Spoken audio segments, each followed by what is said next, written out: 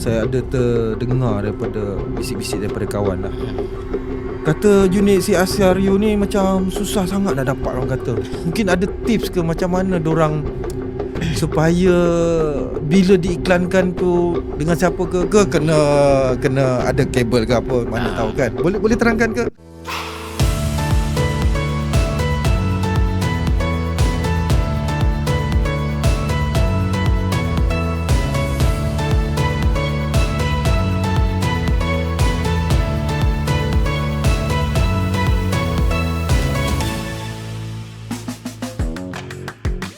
Assalamualaikum dan salam sejahtera. Bersama saya Ardi dalam podcast Celik Tanah PPTG Wilayah Persatuan. Okey, topik kita pada kali ini iaitu berkenaan Civil Servant Reserve Unit, atau orang kenal dia dengan nama singkatan tu adalah CSRU. Okey, tanpa melengahkan masa, saya datangkan khas pegawai yang bertauliah ataupun lebih berpengalaman lah dalam urusan ini, iaitu Cik Farhan bin Hassan. Sila perkenalkan diri, Cik Farhan. Terima kasih Cik Ardi. Hari ini saya berbangga dapat didatangkan bersama untuk program ni.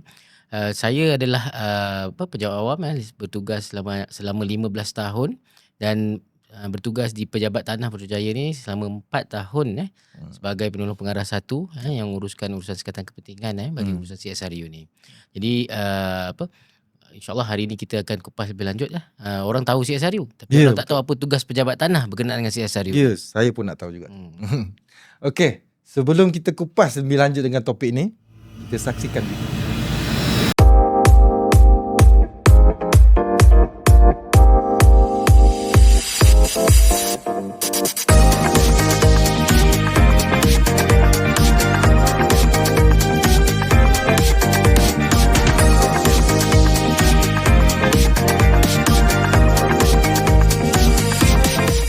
Kembali sekali lagi.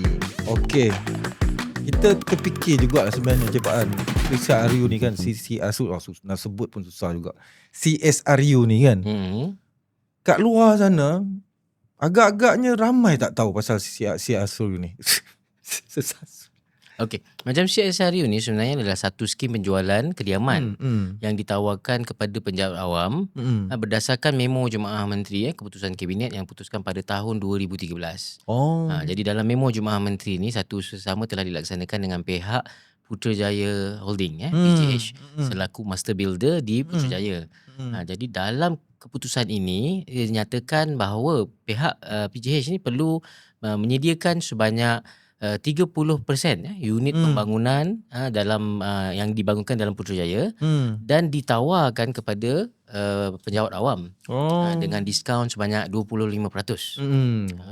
Menarik tu. Jadi sehingga kini terdapat sebanyak 14 skim yang telah dilaksanakan dan hampir sekitar 700 petak yang telah ditawarkan kepada penjawat awam.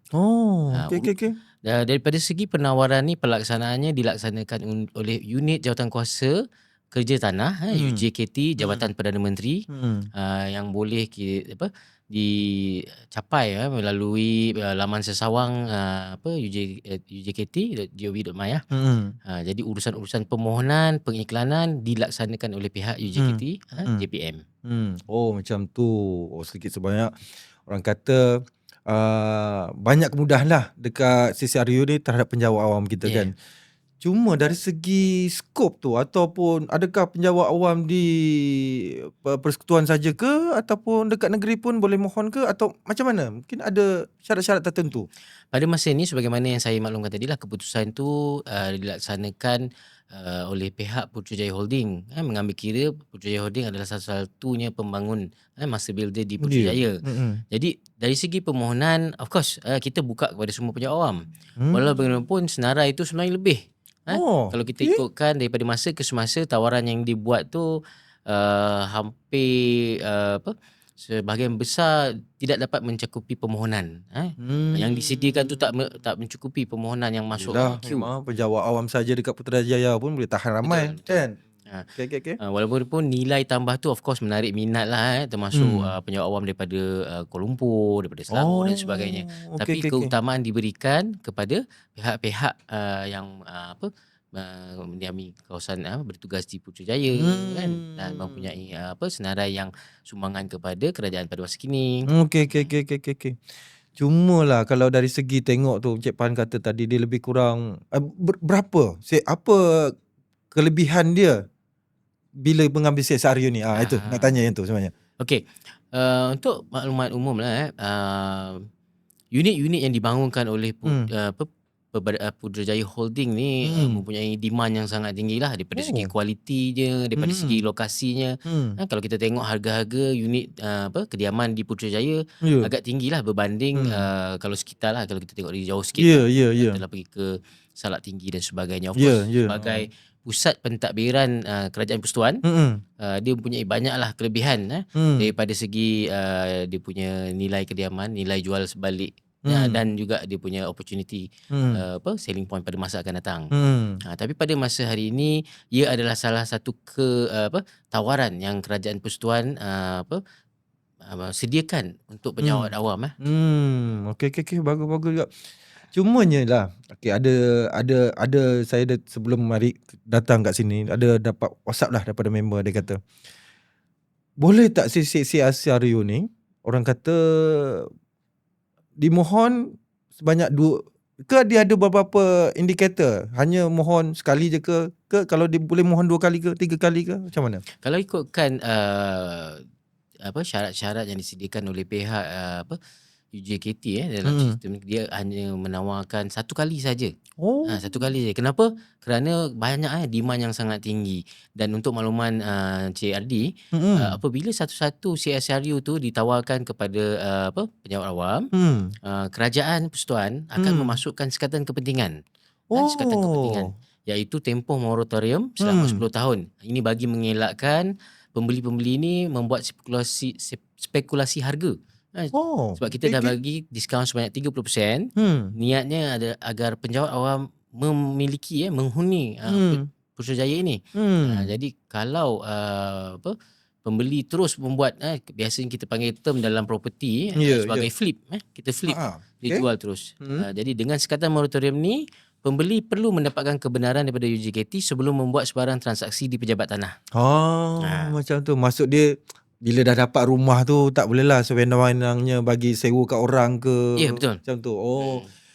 Mungkin ada tempoh moratorium, maksud dia selepas 10 tahun tu baru boleh dipindah milik ke atau baru boleh dijual ke atau macam mana? Sebenarnya ada 2 senario. Pertamanya tadi kita katakan tempoh moratorium 10 tahun tu, di pejabat tanah kita bertanggungjawab untuk melaksanakan urusan Seksyen 381A, endosan usang, yang mana apabila tamat tempoh tu kita akan membatalkan sekatan kepentingan tu.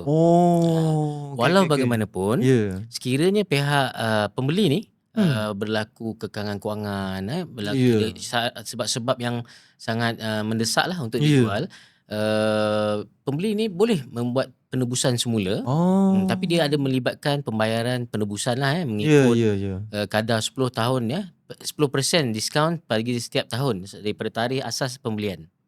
Jadi urusan ni boleh dilaksanakan dan dimohon dengan pihak UJKT lah. Kiranya tak adalah kerajaan ni strict sangat lah kan. Bagi jugalah mana-mana yang ada masalah tu kita cuba selesaikan. Itulah kita penjawat awam ni kan. Betul jadi. Okay, satu lagi ada beberapa soalan lagi dekat ni. Saya dapat berkenaan apa nama dia ni, ada beberapa sekatan yang Cik Paan maklum tadi kan. Selain contohnya kalaulah penjawat awam tu sebelum sampai tempoh moratorium tu selesai kan, habisnya dia meninggal, macam mana ceritanya tu kalau yang macam tu? Okey. Di pejabat tanah urusan-urusan yang berkaitan bagi pindah milik bagi yang hidup, kita ada instrumen seperti 14A. Walaupun bagi urusan-urusan melibatkan kematian terdapat prosedur turun milik akibat kematian. Di bawah kalau pemilik yang Islam dia tertakluk kepada akta pusaka, manakala yang bukan Islam dia ada akta probate. Kita di pejabat tanah akan mendaftarkan surat kuasa wakil, dan urusan bagi pindah milik turun milik ini kita akan laksanakan sebagaimana yang ditetapkan oleh perintah mahkamah, mahkamah pusaka ataupun mahkamah sivil lah, Ya, daripada segi turun milik tersebut. Oh, macam tu. Manakala bagi urusan CSRU ini, kalau kita lihat pembelian konvensional, mana-mana pembeli yang ada pinjaman bank, dia akan ada insurans yang membuat bayaran sepenuh bagi menanggung urusan pembayaran yang masih berbaki. Bagi CSRU, pada dasarnya pembelian tu akan diagihkan kepada waris. Jadi waris ni akan menanggung baki moratorium tersebut. Oh, macam tu. Okey. Saya ada bukan terbaca lah, saya ada terdengar daripada bisik-bisik daripada kawan lah. Kata unit CSRU ni macam susah sangat nak dapat, orang kata. Mungkin ada tips ke macam mana dorang supaya bila diiklankan tu dengan siapa ke kena ada kabel ke apa, mana tahu kan. Boleh terangkan ke? Okay. Untuk makluman penonton, penonton CRD, kita sebenarnya mengamalkan konsep terbuka, tawaran terbuka. Tawaran CSRU ni boleh dilihat bagi pembangunan baru. Sebagai contoh, kita ada pembangunan Sakura Residence yang terkini di Precinct 11.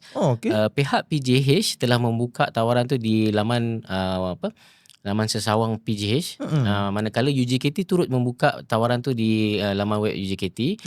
Dan dalam masa yang sama, pihak Perbadanan Putrajaya selaku pihak berkuasa tempatan di Putrajaya turut mengiklankan. Jadi permohonan ni boleh dimasuk melalui dua kaedah lah. Pertamanya daripada pihak Putrajaya Holding sendiri.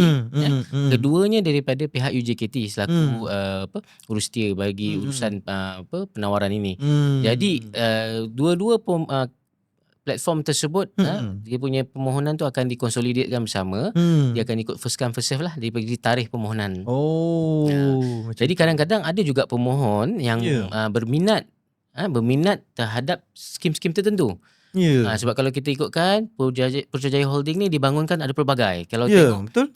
Kalau kita tengok macam Sakura Residence, dia adalah satu skim strata. Kalau kita tengok di Duta Villa Precinct 14, ianya adalah landed house. Jadi kemungkinan besar dalam banyak situasi tawaran telah dibuat. Tapi mungkin pemohon tu tak berminat ataupun lebih prefer kepada jenis-jenis pembangunan yang berbeza. Ini tak termasuklah queue yang sangat panjang tu. Faham. Okey Cik Pan, banyak info-info yang kita dapat daripada Cik Pan ni. Rasanya kita berehat dululah sebelum kita teruskan topik ini dengan lebih mendalam. Kita rehat. Dapatkan informasi serta maklumat terkini Pejabat Pengarah Tanah dan Galian Wilayah Persekutuan dengan melayari laman web yang tertera.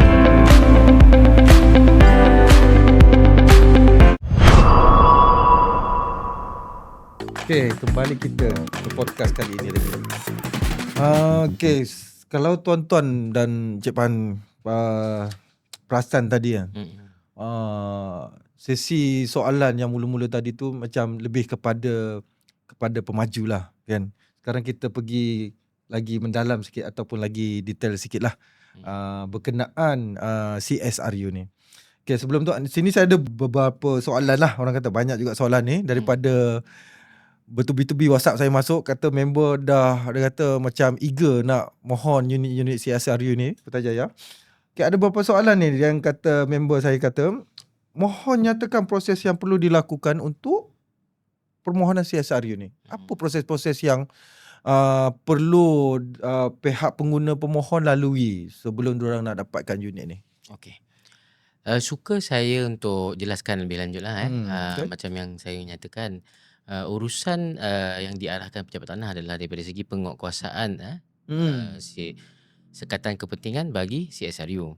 Okay. Walaupun bagi urusan penawaran, permohonan dan kelulusan, ianya perlulah dilaksanakan melalui unit jawatankuasa kerja tanah Jabatan Perdana Menteri. Okay. Jadi kalau kita ikutkan proses prosedur yang perlu dilaksanakan, pemohon yang berminat perlulah menyediakan surat hasrat bahawa dia berminat untuk mendapatkan tawaran, menyatakan kediaman jenis apa. Sebab macam saya katakan, daripada masa ke semasa ada permohonan yang telah tamat, ada pembangunan baru yang ditawarkan.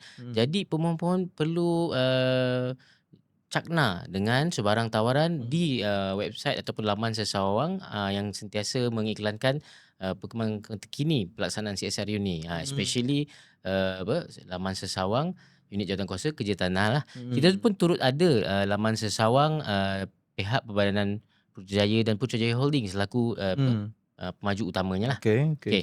Dalam proses permohonan tersebut, borang yang perlu diisi bersama dengan surat niat tadi, surat hasrat, perlulah dikemukakan di tingkat 3 Blok 2 Menara Sri Wilayah Unit Jawatankuasa Kerja Tanah. Bersama-sama dengan sebelah jambatan tu ke?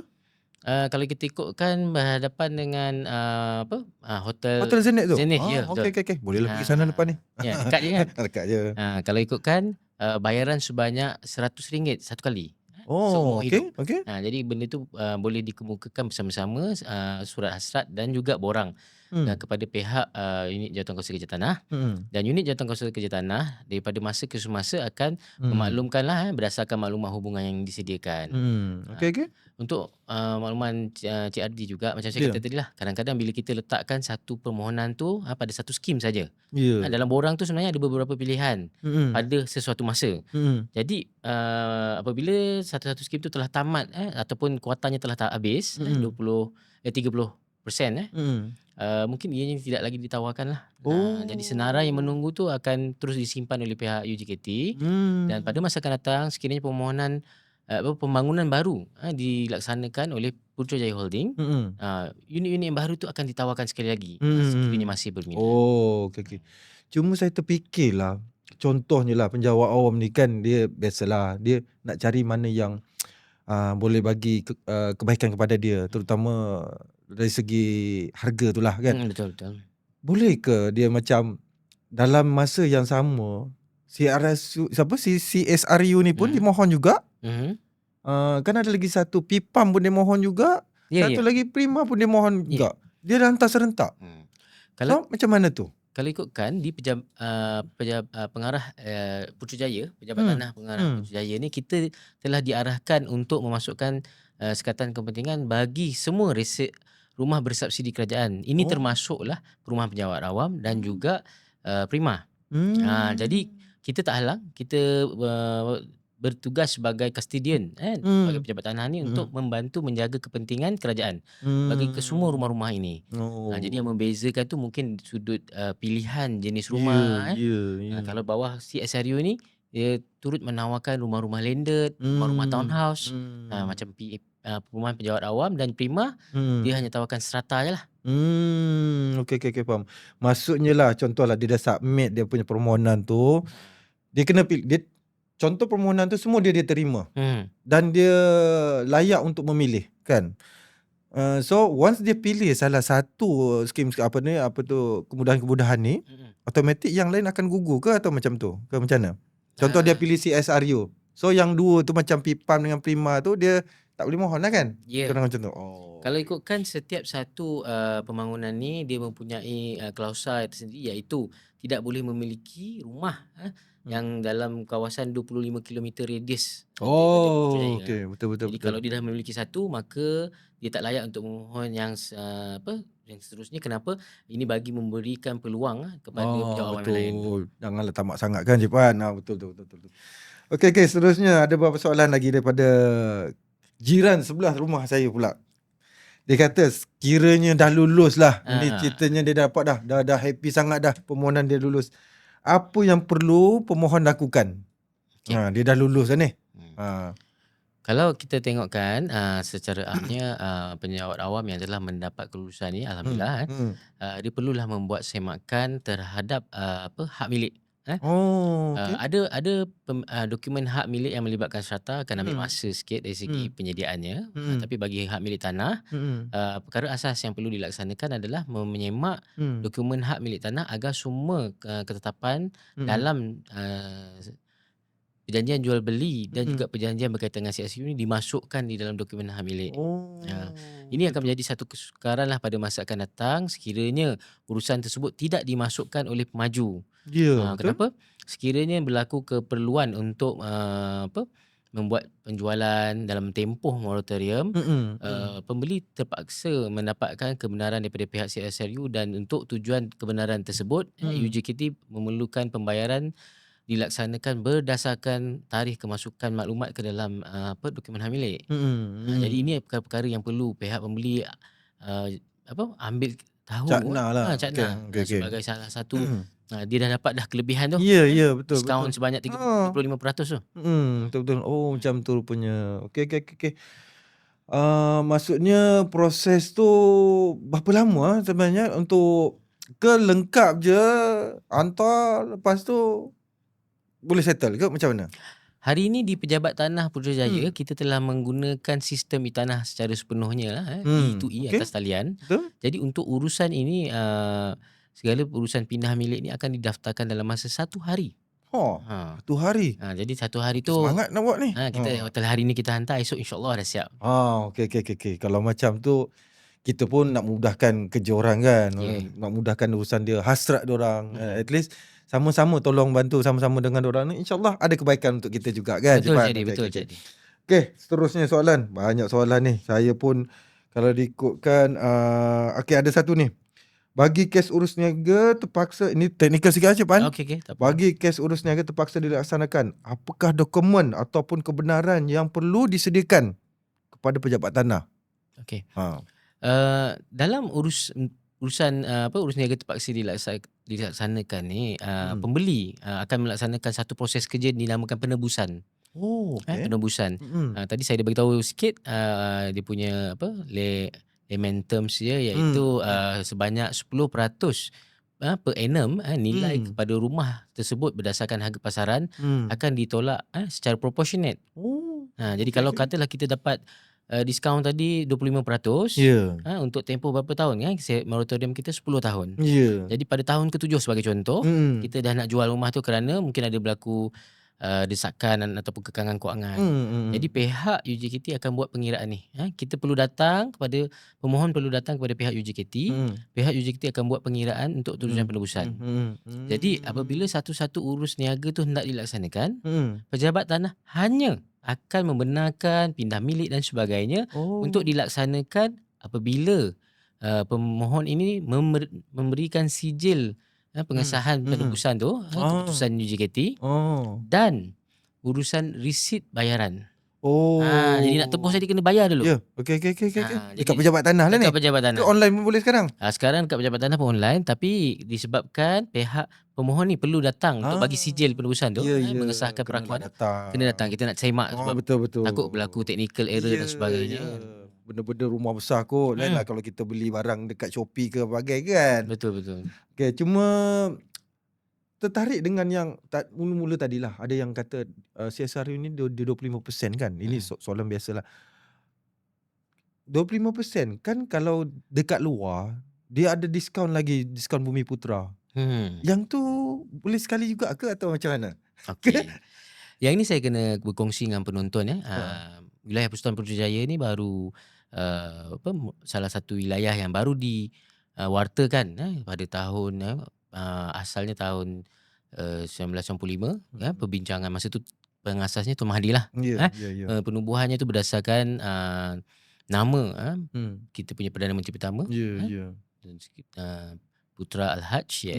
Jadi dinamakan Putrajaya. Jadi penubuhan dia tu tidaklah bersama negeri-negeri lain yang mempunyai sultan. Jadi ada hak bumi tanah reserve Melayunya, kuota Bumi Putra ataupun Melayunya. Jadi di Putrajaya ni sebahagian besar 80% adalah penjawat awam. Dan penjawat awam tu terdiri daripada pelbagai kaum lah. Kita ada Melayu, Cina dan India. Jadi bila kita katakan untuk unit ini tadi tiada dasar khusus berkenaan Bumi Putra di Putrajaya. Yelah, maklum kan dah dapat diskaun, nak lagi diskaun. Biasalah orang kita ni kan. Jadi untuk bagi penjelasan kepada orang awam, kepada penjawat awam kat luar sana, takut datang pergi ke UJKT, unit jatuh kuasa Mohon lagi yang macam Cik Adi cakap tadi. Jadi on top of Nasib bagi tahu. 25%. Saya nak mohon sekali kot ni. Nampak ke 25%. Sebenarnya tak ada. Jadi apa yang kita tawarkan adalah untuk penjawat awam tu sebanyak diskaun 25%. Maksimum lah tu. Ya. Okey. Tuan-tuan semua dengar kan. Jadi dengar cakap Cik Fan tu. Tak boleh mandai-mandai. Okey, seterusnya ada lagi soalan daripada jiran sebelah kiri pula. Okey. Kita tahu Putrajaya ni tak adalah besar mana kan. Rasanya pun lebih kurang macam Seremban kot macam tu kot. Lebih kurang ke besar sikit lah kot kan. Tapi lokasi-lokasi dia ni dan sehingga kini dekat mana CSRU ni? Lokasi-lokasi strategik yang diorang tengah develop ni. Kata sangat strategik kan. Betul. Kita nak tengok. Kat mana sehingga terkini ni? Okay, untuk makluman penonton Putrajaya ini telah dibangunkan selama 25 tahun kan, dan semasa pembangunannya master builder adalah Putrajaya Holding. Okey. Dan kita tengok ada perjanjian pembangunan ni melibatkan infra dan sebagainya. Jadi kita tengok kecantikan dari segi jalannya, jambatannya, lampu-lampunya. Lengkap lah kemudahan kat Putrajaya tu. Jadi daripada segi pembangunan tersebut semuanya dilaksanakan oleh Putrajaya Holding. Jadi Putrajaya Holding mengambil sedikit masa lah untuk membuat pembangunan kediaman, komersial dan industri lah. Okey. Jadi kalau kita ikutkan tadi saya dah maklumkan ada sekitar 12 ke 14 pembangunan betul. sedia ada. Pembangunan ni taburannya di sekitar bukan Core Island lah. Di Putrajaya kita panggil Core Island tu sepanjang daripada Seri Perdana sampai ke PICC. Dekat Masjid Putra tu ke? Ya, daripada situ. Jadi kawasan tersebut lalu tu. sekarang rata-rata banyak pengunjung ada terdiri daripada pelancong ramai kat situ. Jadi kawasan tersebut dia melibatkan bangunan-bangunan kerajaan. Dan dalam rancangan tempatan Perbadanan Putrajaya, ianya akan dibangunkan dengan pembangunan bercampur dan juga komersial lah. Jadi kediaman-kediaman ni tumpuan utamanya di kawasan sekitar, iaitu daripada presin 12, 11, 9 sampai bawah 5, 8, 16, 17. Maksud dia dekat pusat pentadbiran kerajaan, dekat bangunan PM tu, dia tak adalah kat situ Kediaman semua dekat macam pinggir, tak adalah pinggir kan. Dia macam di antara border tepi-tepi tu lah Dekat tu. Okey, faham. Kita sebagai pusat pentadbiran Kerajaan Persekutuan, kita juga tertaluk kepada warta khas, gazet keselamatan negara yang ditentukan oleh pihak pejabat keselamatan negara dan sebagainya bagi menjamin kesinambungan pentadbiran Kerajaan Persekutuan. Kita tak nak serangan-serangan pengganas, ancaman-ancaman yang berbahaya seperti letupan bom dan sebagainya. Sebab tu kita mempunyai sedikit kawalan lah dari segi rancangan tempatan dan juga penggunaan tanah tu. Betul. Okey. Terima kasih banyak Cik Fan yang tu. Okey. Cuma terlintas saya terfikirkan bila dah ada penjawat awam dah dapat CSRU. Kena pula mungkin ini berkenaan pemilikan dah kot. Dia pula berkahwin dengan bukan warga negara. Contohlah orang kita ni kan cuma nak tengok mata biru kan. Mata biru. Kita tak ada rambut lah, tak apalah. Jenis yang tu. So tapi contohlah unit CSRU ni dia punya pasangan tu meninggal. Macam mana pemilikan CSRU tu? Adakah bagi balik pada kerajaan ke atau boleh je pindah milik macam tu je? Okey. Secara ni kejap dalam tempoh Mora tau. Okey, secara amnya apabila kita pecahkan soalan Cik Ardi tadi kepada beberapa soalan punya. Sebab pertamanya tadi kita nampak dalam konteks warga negara asing. Bahawa kanun tanah negara kita ada seksyen 4.3B yang menyatakan bagi warga negara asing ni ada syarat-syarat tertentu yang memerlukan dia sebelum sebahagian ataupun sepenuhnya hak tu dipindah milik kepada warga negara asing. Dan syaratnya adalah dia perlu diangkat kepada pihak berkuasa negeri lah. Okey. Itu yang pertama. Okay. Yang kedua tadi bila kita nyatakan dalam senario kematian dan sebagainya, tadi saya dah nyatakan lah kalau pembelian konvensional kita ada insurans yang cover sepenuhnya kan.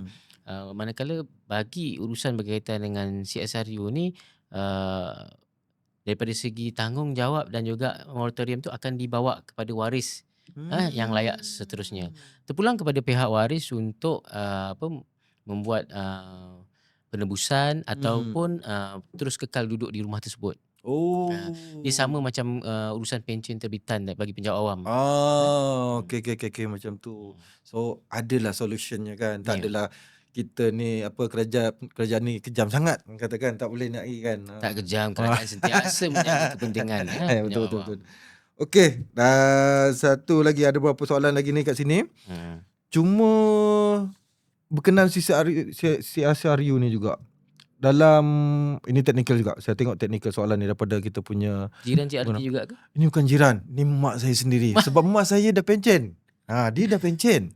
Saya tertanya daripada mula perbualan ni, adakah Cik Ardi ni warga Putrajaya? Itu Sebab jiran-jiran tadi semua Putrajaya. Ya, jiran. Okay. Kita ni kan biasalah berkenalan, ramai kenalan dekat Putrajaya tu kan. Okay. Cuma nak tanya, mak saya lah sendiri kan. Dia ni penjawat awam tapi dia dah pencen. Okay. Dia berhasrat sebab dia tak ada apa lagi aset kan dekat Putrajaya ni. Dia nak belilah satu. Layak ke juga? Kalau kita tengok daripada segi penawaran, tadi Cik Ardi pun sendiri sebut ada PPM, perumahan awam. Apa nama ni, ketiga Prima. Sebenarnya daripada segi syarat yang ditetapkan oleh kerajaan, dia layak. Okay. Cuma kekangan yang ada adalah daripada segi dia sebagai pencen pesara. Dia ada kad pesara tu. Tapi kekangannya mungkin daripada segi tempoh tu. Tempoh pinjaman tu lah. Kalau kita tengok pihak insurans, pihak bank pun ada sedikit kekangan lah apabila warga emas ni dia nak bagi pinjaman. Betul. Jadi bila kita nak kirakan tempoh moratorium tu, contohlah 10 tahun daripada tarikh pembelian. Adakah dia menguntungkan kerajaan, menjaga kepentingan kerajaan? Jadi chances dia mungkin agak susah lah kot kan. Boleh mohon. Mohon je. Tapi keputusan tu dipertimbangkan pihak jawatankuasa lah. Okay. Baik-baik cepat. Okay, cuma ada lagi satu lah. Bagi bila dah dapat ni kan, dah dapat lulus semua, dah settle dah semua ni, dah nak serah kunci, bukan serah kunci, belum serah kunci lagi. Time nak develop ke apa, semua ni kita boleh pilih unit tak? Rumah yang kita nak tu. View sana lah, Putrajaya ni kan banyak tempat cantik. Nak view Tasik lah, view Taman Rimba, bagai semua tu kan. Boleh pilih tak? Okay. Saya tak boleh nafikan yang pemilihan unit ni kadang-kadang nombor rumah tu pun subjektif. Ada betul. Yang tak nak tingkat tertentu kan. Ya, betul. Jadi kita pernah tengok ada satu pembangunan ni, satu sudut bangunan tu menghadap kubur kita di Presin 20. Faham. Okay. Jadi kita nampak maju kongsi dengan kita, kadar pembelian tu rendah sangat untuk wing yang menghadap kubur tu. Itu jadi kita faham dia ada stigma ataupun sentimen yang sama ada tak bernasib baik ke, takut nak tengok bukan. Memang hari-hari hadap kubur kita nak duduk kan. Betul. Tapi saya tak boleh nafikan yang pihak pemaju Putrajaya Holding adalah satu organisasi yang menjana keuntungan. Jadi dalam kita memohon mengarahkan satu dasar untuk kepentingan kerajaan, elemen-elemen ni kita tak tengok lah. Jadi terpulang kepada pihak pemaju untuk menetapkan unit-unit tersebut.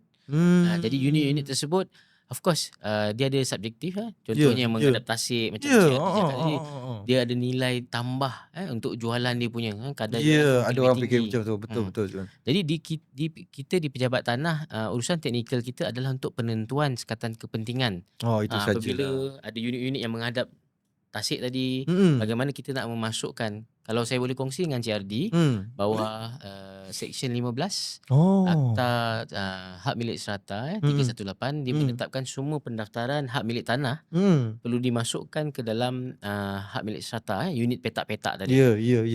Jadi apabila kita daftarkan salah satu petak tu sebagai mempunyai sekatan kepentingan tempoh moratorium, semua tu akan dibawa ke dalam ke semua hak milik serata yang wujud.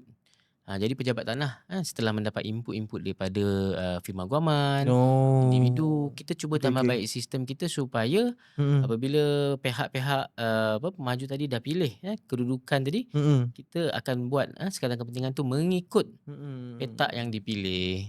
Jadi pada masa akan datang apabila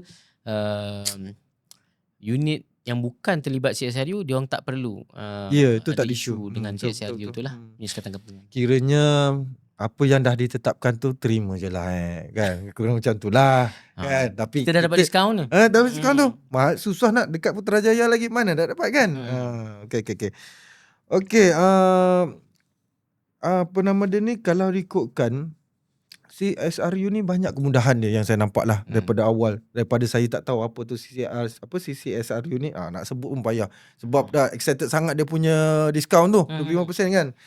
Tapi bila tengok kan dari segi pemilikan CSRU ni oleh penjawat awam, boleh bagi gambaran tak setakat ni?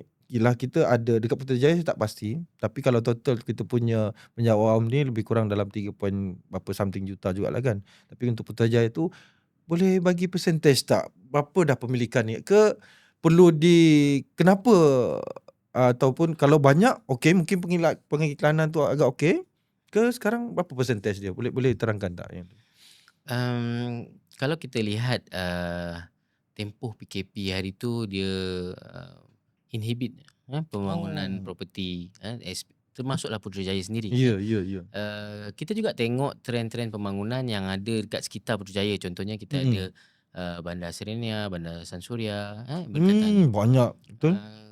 Jadi kita tidak boleh menyatakan pola yang khusus apabila penjawat awam wujud trend yang mana yang memang hendak memiliki hartanah dalam Putrajaya sebabkan environment dia. Sebab kalau kita tengok kan pembangunan lain pun kebanyakannya dimiliki oleh pihak-pihak yang nampak prospek hartanah tu pada masa akan datang. Betul. Tapi dalam masa yang sama wujud juga penjawat awam yang berpandangan dengan harga yang sama, walaupun setelah unit CSRU ada diskaun, dia boleh dapat unit ataupun tawaran yang lebih baik di luar. Contohnya lah mungkin dengan harga, kita ada contoh yang terkini ni, Duta Villa dekat Presiden 14 sekitar 600,000. Dia adalah sebuah rumah teres 3 tingkat. 600,000 dah diskaun ke tu? Setelah diskaun. Kira agak yang murah jugalah kan. Landed. Okay. Kalau kita tengok jauh sikit lah, kita pergi kat Sepang, kita pergi ke Semenyih, mungkin terdapat tawaran-tawaran yang lebih baik lah. Bergantung kepada keperluan seseorang. Betul. Jadi kalau tanya saya sebagai penjawat awam, saya prefer untuk berada di Putrajaya. berdekatan dengan Putrajaya sebab dapat jimatkan masa lah daripada segi logistik gerakan dah kita. jimatkan costing dia kat situ. Okay, faham. Kiranya dia ada pro and cons jugalah kita nak memohon CSRU ni kan. Tengok apa keperluan kita pada masa itu kan, Cik Pan. Sebab macam Cik Pan kata tadi, bukan setakat CSRU ni punya package yang ada kat situ, kita banyak lagi lah Pipam. Tapi untuk kali ni kita explain sedetail-detailnya, terperinci-perincinya berkenaan CSRU ni. Pasal ada lagi kita punya rakan-rakan kat luar tu tak tahu CSRU ni. Saya pun sendiri baru tahu ni. Itulah masalahnya kan. Okey, seterusnya lah apa nama dia ni, ada beberapa soalan dari segi dia punya pelaksanaan CSRU ni di bawah kerajaan Madani sekarang ni lah. Kita tengok banyak pengumuman-pengumuman kerajaan nak membantu rakyat dari segi bukan setakat bawah penjawat awam. Dekat rakyat pun ada. Macam kita punya PPR, semua tu lah kan. Tapi apa planning ataupun perancangan di masa hadapan PTG kerajaan Madani amnya, tapi PTG khasnya untuk pelaksanaan CSRU ni di bawah kerajaan sedia ada ni. Untuk makluman penonton, kita di Pejabat Tanah Putrajaya bakal memperkenalkan pelaksanaan cukai petak. Cukai petak di Putrajaya ni bagi tahun insyaAllah tahun 2025 ataupun 2026 lah. Dan dengan pelaksanaan cukai petak ni, unit CSRU juga akan mendapat sedikit pindaan kadar cukainya, sebagaimana ia terdiri sebagai satu rumah bersubsidi kerajaan, sama seperti Prima dan juga PPM. Dalam pelaksanaan ini secara tak langsung kutipan bagi bayaran penyelenggaraan yang dikutip oleh JMB MC yang sedia ada akan berkurangan dengan signifikan lah. Ini sedikit sebanyak selari dengan pengumuman yang amat berhormat Perdana Menteri kita PMX Sri Anwar Ibrahim pada awal di Putrajaya, iaitu pengurangan 30% cukai taksiran. Jadi dia dah diperkenalkan lah. Jadi ini kita dengan pejabat tanah ni adalah cukai tanah. Kita akan buat susulan lah urusan tersebut. Selain daripada itu, kita juga akan membantu dari segi menambah baik garis panduan dan juga pelaksanaan CSRU dengan kerjasama pihak unit Jawatankuasa Kerja Tanah. Jadi kita akan membuat penambahbaikan daripada segi urusan-urusan yang melibatkan perceraian, lelong dan juga kehilangan lah. Jadi benda-benda ni mungkin pada masa yang lepas bukanlah satu perkara yang dilihat akan berlaku, tapi dalam pengurusan hartanah ni dia dinamik Betul. kadang-kadang kita tak dapat jangka apa yang berlaku. Betul. Unexpected sebenarnya. Macam dulu saya ingat lagi lah masa mula-mula saya masuk dalam servis. Mula-mula orang kata tanah ni dekat Putrajaya ni pada masa itulah, tak silap saya dalam tahun 2001 kot, ada member kata jom beli tanah dekat rumah dekat ni. Masa tu tak silap dalam rumah teres tu harga dia dalam 200 lebih kot masa tu lah kan. Tahun 2002 macam tu. Tapi saya kata tak payah dululah, nanti mahal lagi. Biasalah kan, sentimen kan. Tapi bila dah mahal-mahal kita pun time kita nak beli pada masa tu, contohlah 2010 ke 2016 masa tu, saya tengok harga mahal, teres tu boleh tahan. So orang kata walaupun pada masa itu dah mahal, tapi kerajaan sentiasa mendengar rintihan kita punya penjawat awam ni lah. Dia bagi kemudahan CSRU kan. So kalau dah ada peluang tu tuan-tuan dan puan-puan semua kan, kita grab je kan.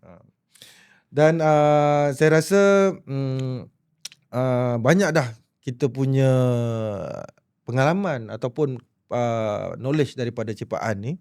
Banyak yang kita dapat tahu ilmu-ilmu CSRU ni.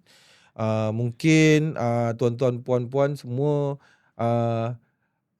sebelum ni blur macam saya, ataupun orang kata kelabu asap orang kata kan. Tiba-tiba bila dah jumpa Cipaan ni memang cerah, macam orang dia juga cerah-cerahnya.